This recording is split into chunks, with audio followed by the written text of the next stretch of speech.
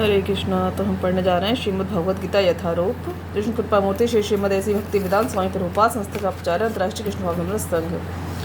तो हम इसका पढ़ने जा रहे हैं आज श्लोक संख्या 10.17। ठीक है, 10.17। सबसे पहले हम मंगलाचरण कर लेते हैं।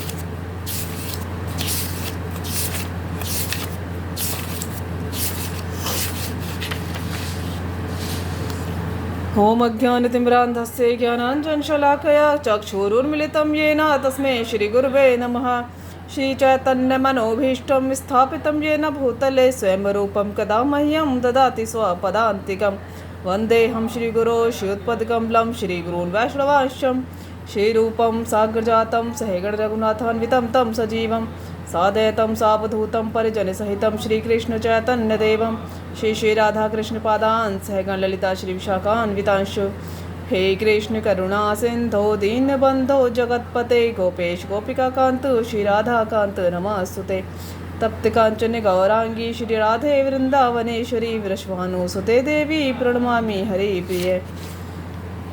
वाञ्छाकल्पतरुभ्यश्च कृपा सिन्धुभ्येव च पतितानां पावनेभ्यो वैष्णवेभ्यो नमो नमः। जय श्री कृष्ण चैतन्य प्रभु नित्यानंद श्री अद्वैत गदाधर श्रीवासादि गौर भक्तवृंद। अब हाथ उठा करके हम महामंत्र करेंगे। कलयुग का महामंत्र है, पापियों के पापों को दूर करने वाला, काटने वाला। जो हम प्रभुपाद मंत्र कर लेते हैं। नमो विष्णुपादाय कृष्णप्रेष्ठाय भूतले श्रीमते भक्तिवेदांत स्वामिनिति नामिने। नमस्ते सरस्वती देवी गौरवाणी पिचारणे निर्विशेष शून्यवादी पाश्चात्यदेशतारिणे। मूकं करोति वाचालं पंगुं लयते गिरं यत्र पात्रमहं वन्दे श्रीगुरुदीनतारिणं श्रीचैतन्यईश्वरं श्री परमानंद माधवम। अब हम अपना श्लोक करेंगे 10.17। 10.17।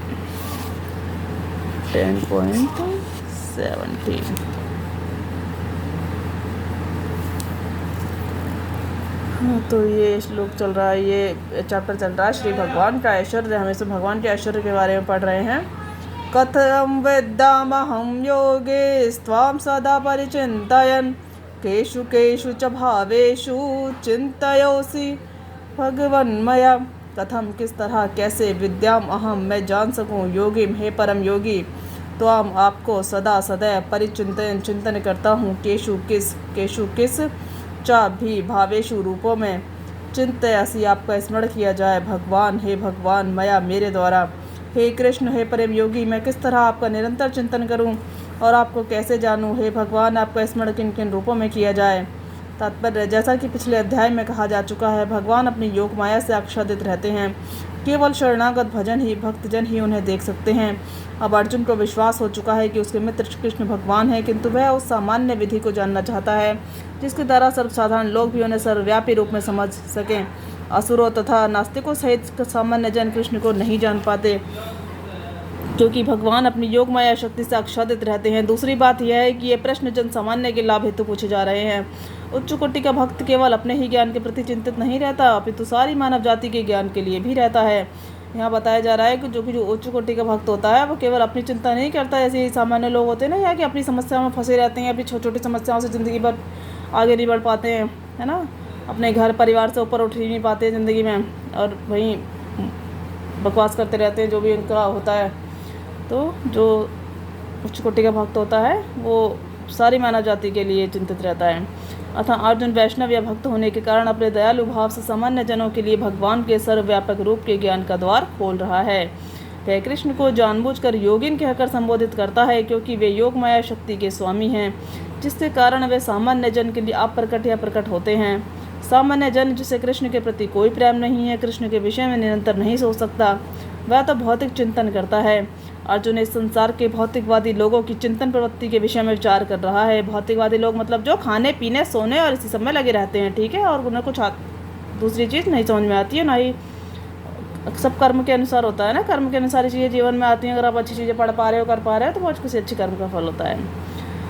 केशु केशु च भावेशु शब्द भौतिक प्रकृति के लिए प्रयुक्त है। भाव का अर्थ है भौतिक वस्तु। चूँकि भौतिकवादी लोग कृष्ण के आध्यात्मिक स्वरूप को नहीं समझ सकते, अतः उन्हें भौतिक वस्तुओं पर चित्त एकाग्र करने की तथा यह देखने का प्रयास करने की सलाह दी जाती है कि कृष्ण भौतिक रूपों में किस प्रकार प्रकट होते हैं। कृष्ण भौतिक रूपों में किस प्रकार प्रकट होते हैं, मतलब भौतिक वस्तुओं में हमारे आसपास, मतलब हवा पानी तो नेचुरल हो गया, खैर खाने पीने की वस्तु है, किताब कॉपियाँ, इवन जिस माध्यम से हम भगवद गीता पढ़ रहे हैं, अभी मैं इस मोबाइल से भी आपको पढ़ा रही हूँ। और ये मोबाइल भी किसी इंसान ने बनाया है, तो हर व्यक्ति में, हर वस्तु में, हर चीज़ में, हर परमेश्वर समाहित है। इस बात को वो लोग समझ पाते हैं।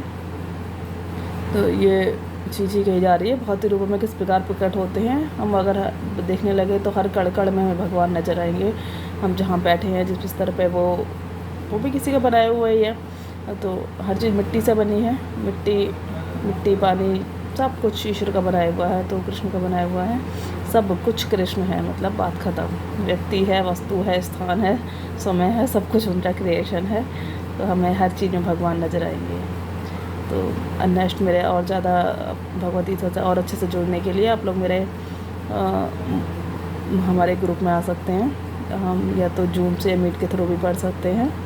तो मुझे शायद भूल रही मैं, मेरा नाम है सृष्टि यादव, और हम लोग श्रीमद् भगवद गीता का अध्ययन कर रहे हैं अभी यूट्यूब पर। इन शॉर्ट में ही पढ़ते हैं, मतलब श्लोका भगवद गीता उस अलग से पढ़ेंगे तो शब्दार्थ वगैरह आप लोग कर सकते हैं। आप लोग क्वेश्चन में सबसे अच्छी चीज़ रहती है, क्वेश्चन अलग से पढ़ने पे क्वेश्चन किए जा सकते हैं। बाकी तो अर्थ तो समझा ही दिया है। और कोई क्वेश्चन अगर आपका हो तो आप कमेंट में भी डाल सकते हैं, ज़रूर आपको उत्तर दूँगी। हरे कृष्णा। सभी भक्तों को सादा धन्यवाद पड़ा, और मुझे सुनने के लिए बहुत बहुत धन्यवाद। हरे कृष्णा। ज़्यादा से ज़्यादा चैनल को लाइक शेयर और सब्सक्राइब करें।